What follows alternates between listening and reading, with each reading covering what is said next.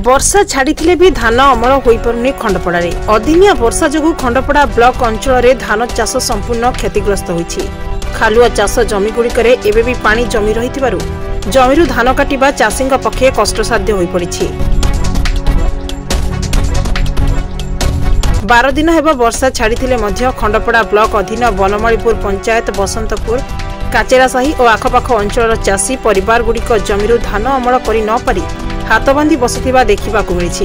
परिचयटा देबे। हमरो धलाबंध आउ मोना नब आउ एमिदी हैरान वर्षा वर्षी हे गला भायापुर ब्लॉक आमे आउ जोगदान दे पारनु धान को किछि करि पाइलुनु वर्षा हे गलानी लोक बाग किछि मिलिलेनी। आपण ए गजा धान गुडी सुखौछन एक धान अमल होई परिबो। गजा धान में सुखौजु आउ धान को अमल होई परिबो। तथापि केते कोन खेती होईची जाहले हमरो खेती जाय तो 8-10 एकर खंडे।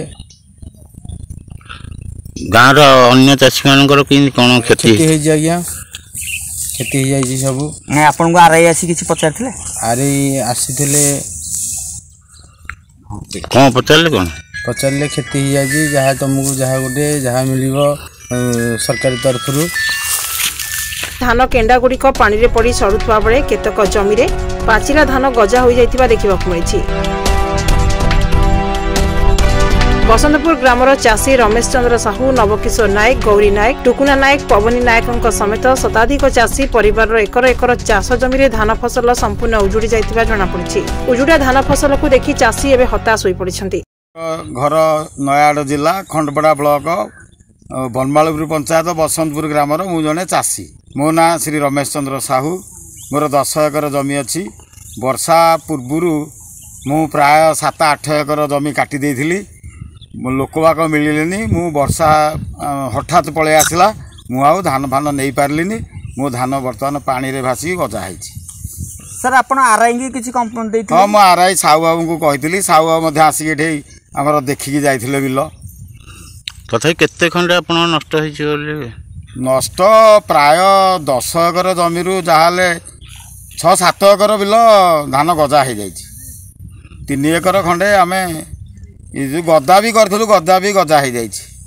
ग्रामर अन्य चाषी मानकर ग्रामर अन्य चाषी मानकर भी नष्ट होइछि क्षय क्षति होइछि। 24-25 वर्ष रे बेसी क्षय क्षति हला। सर कोन किन क्षति होइछि बनमालीपुर अंचल रे। हां बनमाली अदिनिया वर्ष रे किछि परिमाण रे धान क्षय क्षति होइछि। तथापि कोन आपण जाइतिले चाषी मानन पई केन कोन सहायता आज हमें तो रिपोर्ट करके देइछु या गवर्नमेंट देले से अनुसार सहायता दिया जिवो। सर केते हेक्टर जमी चाष क्षति हेतु आपनकर कळन तो देइछु तो टोटल करनु तथापि जाहले मजा 10% क्षति। क्षतिग्रस्त चाषी को तुरंत आर्थिक सहायता प्रदान निमंते जिला प्रशासन और राज्य सरकार दृष्टि देवाकू विभिन्न महलरू दाबी होइछि। खंडपड़ारू दुर्गा प्रसाद आचार्य रिपोर्ट सबुदिन टीवी।